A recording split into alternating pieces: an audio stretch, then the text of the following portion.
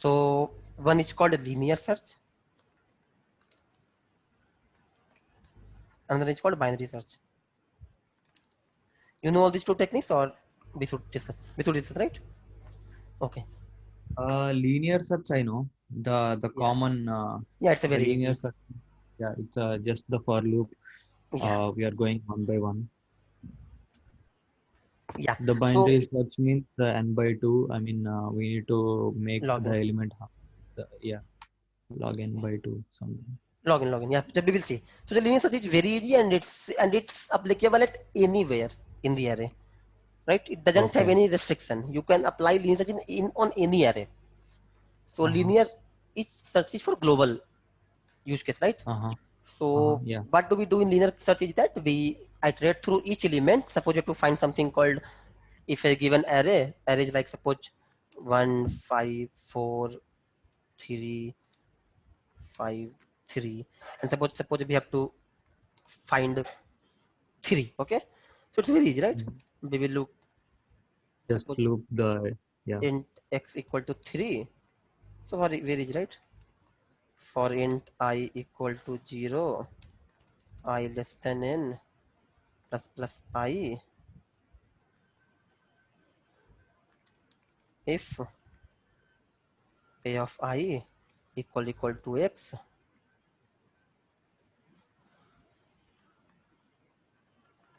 sys out I, and then break. We are done, right? We have Mm. found it. In Mhm. binary search is not global thing. I mean, binary search has a restriction. You can only apply binary search if the array is sorted. This is an important condition for usage of binary search. Okay.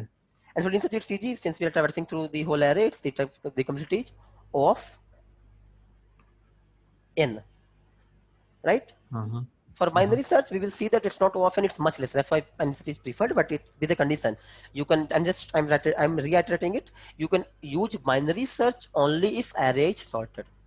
If array is not sorted, you can't use binary search. Cool.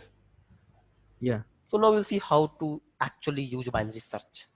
So look, what is the benefit of using binary search? Other thing is that why are we saying that it's only applicable for sorted array? And what pro do we have in the sorted array? Let's understand this. Suppose array is like this. An array is like this, right?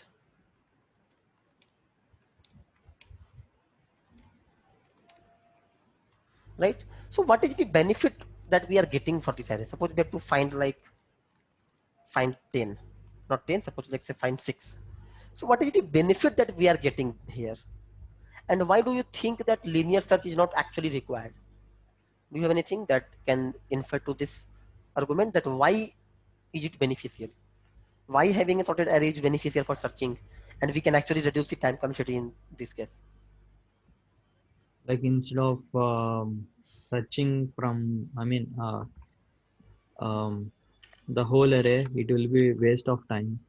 And if we make the sorted array into half and see, like it is like a kind of dictionary, like just taking some value, I mean, some Yes. letter from the middle Yeah. and comparing if it is less than or greater than, instead of going from the first page. We just search in the second half of the book. Exactly. So I mean, if we say in this a very formal way, we can say that in sorted array, the likeliness of finding an element is higher, right? Mhm. Or so Yeah. not higher, we can say that, sorry, I just said it in the wrong way. In a particular, in the sorted array, what I'm trying to convey here is that the likely position of array is a bit known to us. We know that where it can lie, rather than looking at the whole box. We have an idea that where it can lie, right? Mm-hmm. Am I? You are with me here? I mean, we have an Yeah. idea Yeah. that we have an idea of finding out. In unsorted array, we don't have any idea. That's why we look at each and every element. But in sorted array, we have an idea, or if we look at an element, we can get an idea that whether it makes any sense to look after this number or before this number based on the position of the number. Mm-hmm. For example, we randomly go at 8 and we have to find 6. We will be sure that we don't have to go for numbers after 8, because all the numbers which are after 8 are more than 8, and we know that 6 is before 8. So if we somehow Yeah. we hit 8, we will get a definite idea that we will always go on the left side of 8 and not on the right side of 8. Mm-hmm. And we are exploiting this particular information only for binary search. So binary search, what we do is that we don't actually look each value one by one. What we do is that we first of all find out what is the size, and since it's array, we know this size of the array, right? So what we do here is that we go for the first index, which Okay. we can call like beginning. First index is 0, and then we go to Okay. the last index, which will be the n minus 1. And what we do Mm-hmm. is that we look for the mid value, right? And we Mm-hmm. keep on looking for the middle value until we find our desired number. So for example, in our Okay. case, what is the first index? 0. What is the last index? 0, 1, 2, 3, 4, 5, 6, right? Okay. 6. So beginning will be 0, last will be 6, right? Uh-huh. So we will go to the mid. What is the mid of 0 and 6? 3. So what is 3, that A of 3? 0, 1, 2, 3. A of 3 is 4, 4. 4. What Yeah. we can do here is that we can go to the 4 and then we compare our desired value. What is our desired value?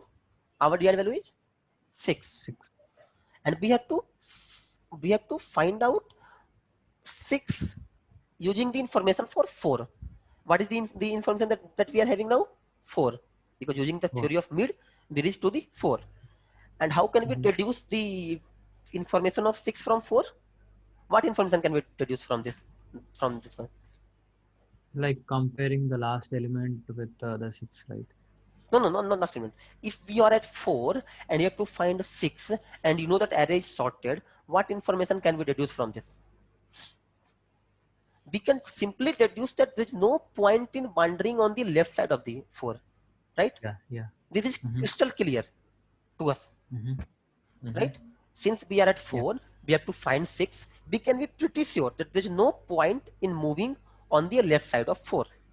So now what we can Mm-hmm. do is that we can start searching from 4. And for the 4 also we will apply same technique. Beginning will be the position of 4, which is what, 3, and ending will be the last element, right? Mm-hmm. And then we will Mm-hmm. again take the mid. So mid of 3 and 6 is 9 by 2, yani ki 4. And A of 4 will be 6, so we will be finding 6, right? So every time we are just breaking the search area into half, right? What we're doing that every time we are partitioning the search area into half of its current size. Are you Okay. with me here, or do we have any? Yeah. Yeah. Yeah. No. No. No. Yeah. Yeah. So again, if you Okay. at any point, if you will, if you won't understand, just let me know. Okay. I mean, you Yeah. don't need to be silent, since we are just. You can just consider me as a colleague or things like that. Mm-hmm. Okay. So yeah. So what we'll do here? So we can actually, and how long can we keep on doing this?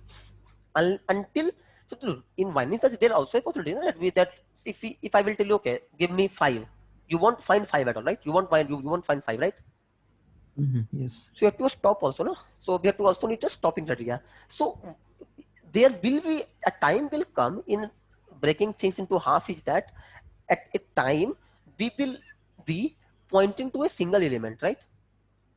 Mm-hmm. For example, let's think like this. Suppose you have 16 pieces, right?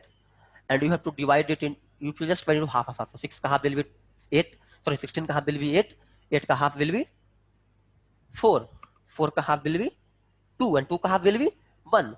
So a time will come when you will be only looking at the one element, and at that point you can know that if I'm not able to get anything at this point, it means this element is not in the array itself, right?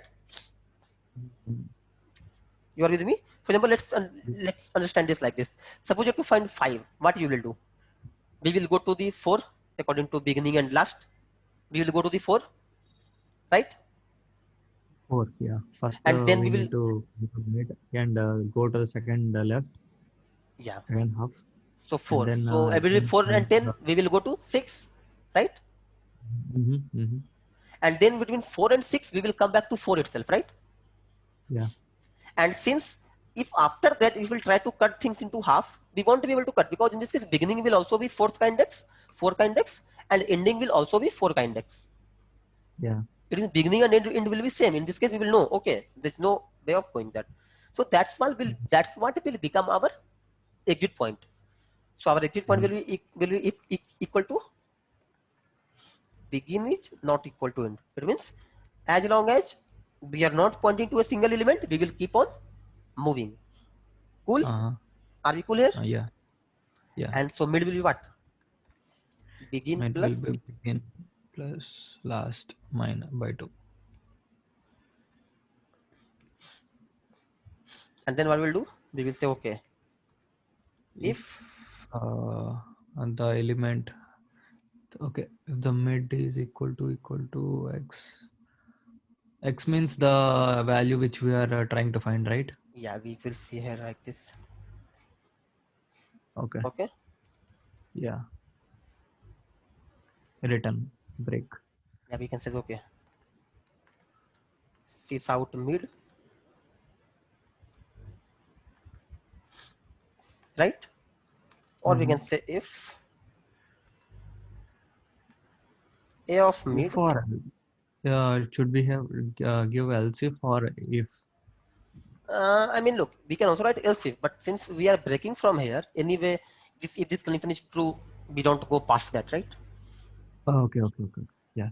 Right? You can write else if, but yeah, I mean, it's okay. But I told you, no, it doesn't matter, right? Because anyway, if this condition is true, we want to be going down because we are breaking, and if it is false, we will eventually move to the next condition, right?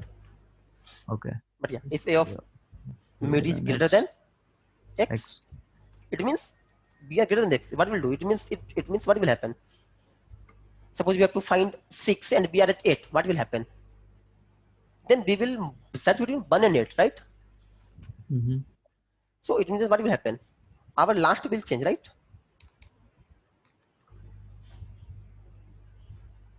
Mid minus, yeah, mid, yeah. So Cool. mid means 4 is greater than 6. No, yeah, okay. And the beginning will be the same. Yeah, and, because it seems like this. Na? Suppose we are moving, we are searching 3, and we have come to 4. So we will search on the left side of 4. So it will be like 1 to something between 1 and 4, right? Cool. Okay, yeah. And now the while loop begins, right? Again. No, else na. We have one more condition, na. Okay. Else. Okay. Why? Because if else, but there are 3 conditions. A number can be either equal to another number, more than or less than. So since we have already defined equal to more than, the last logical conclusion is less than. And if it's less than, then we have to move to the right side. And how will we move to the right side? By moving the beginning to another pointer. Right? And if in this case we don't return anything, then we can say okay, there's nothing left there. Okay. Right? We can, how do we conclude this? We can conclude from like this. We can say okay, there will be a flag. Flag will be 0, right? Or we can select the, we can say okay, int index will be -1. Simple index will be -1. Okay. And here rather than printing, what we will do? And here we will print index, right? I cannot see bottom of the screen. I don't know why. Yeah, let me just hide this out. What's happening? You can, I mean, you can bring that box up little up. I cannot see the bottom of the screen. Yeah, I'm just trying, but it's not letting me do so.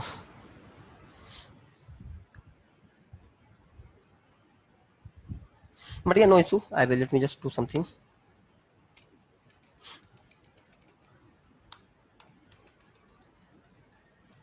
Okay. Now you can see, right? Yeah. So what is the benefit that we are getting here? In this case, rather than printing, if we are just putting into the index, then it will be evident that if we are not able to find anything, we will have -1 to print. But it means It's not there in the array itself. Mm-hmm. So I think, are we clear with the binary search? So now tell me, how is binary search working? So let me just do it by using a diagram. So that will be, I think, that is something that will be, I think, easier to understand. So in the beginning, what is our pool of search pool? Yeah, I got it. Yeah. I think I got it. You know, each time we are just dividing the pool into half. So what is like? It will like first while it will like search will be n, then n by 2, right? Mm-hmm. And then n by 4, and then n by 8, right? As long as we are Mm-hmm. not going to 1. Mm-hmm. So if the size is 8, if the size of the array is 8, how many times are we gonna traverse? 1, 2, 3, 4, right? Yeah. We are showing 4. So you will see like this, like not actually 4, it will be like 3 only. So essentially you say, here you can say, if the size will be n, we will be traversing for how much time? Log of n, right? Log in. Log of n. Where base is 2. Because in sometimes whenever we say log, it's always evident that the base is always 2, 2. right? Because for every Mm-hmm. 2, if for every 2 multiplication, we are only going for 1 element. Cool. Mm-hmm. So do you have any problem with the binary search? No. Are you good with this? Yeah, I'm good. Oh, okay, awesome. So I think binary search was your concern. So, but right now you have full confidence on it. Yeah, maybe I need to maybe practice some problems. Then I may be good. Yeah. Yeah, So in but if any searching, problem will involve a binary search, you will just able to write the code, right? Blindly you can just write a code. yes. So in searching, do we have any other such other than linear search and the binary search? No, I think for at least linear arrays, these are the most famous and Okay. used things. So if someone asks to search something, we can directly go to binary search, right? No, you can only use binary search if the array is sorted. Sorted. Yeah. I mean, yeah. So yeah, once we then we need to go through sorting as well. Yes, but here's the To catch. But here's the catch. If the array is not sorted, then just to use binary search, you will sort Mhm, the array. Look, what is the complexity of linear search? It's O of n, right? mhm, And if you have to search only once, then if just yeah, so let's come to this problem. So in order to search, if you are only had to search one, right? If you only had to search once, then in order to use binary search, if you apply sorting, what will be the time complexity of sorting in the best case, in the best case? In log n, right? If we use the best searching algorithm, we will be able to sort in log n, right? mhm, And the time complexity of searching will be log n. mhm. So overall time complexity will be n log n and log n. So n log n is more, so it will be n log n, right? Again, yeah. But the complexity of linear search is O of n. Yeah. So in this case, which is better, linear search or binary search? If the array is unsorted. If it is unsorted, then linear search is better. Exactly. And That's n what I is wanted to prove. yeah. Yeah, because just to do binary search, if you sort, then you are just forgetting one point that yeah, binary search will do the job in login. But since you're sorting will take n log n, and that is the part of your solution itself. So if we are having n parts, I think I should have talked about time to but I think it seems that you know about it, so I haven't talked a lot about it. So if you are solving a problem and the problem has the solution has multiple steps and all the steps has some complexity, then the step which is having which is having highest complexity is considered as the time complexity of the solution, right? Mm-hmm, mm-hmm. You are getting my point, na? Yeah. So in this case, the sorting will have n log n and binary search will have log n. So your overall complexity will become n log n. So it will be a bad idea. Okay. Yeah, but if you have to search for n times, then it will be easier because in this case, line search will be n square. But yeah, things like this you will have to understand and you have to give it a thought that how whether, so that's why it's all we will always be need to be a bit judicial in order to search, in order to use Mhm. linear search or binary search. Okay. As I told you, if there are n searches involved, go for binary search, because if you will use linear search for n times, it will become it will become n square, right? Okay. For one Yeah. search, Yeah. it's O of n. For n search, it's O of n square. But Uh-huh. if you will apply binary search on n binary search n times, what will happen? For the first time, you will apply sorting, which will be n log n.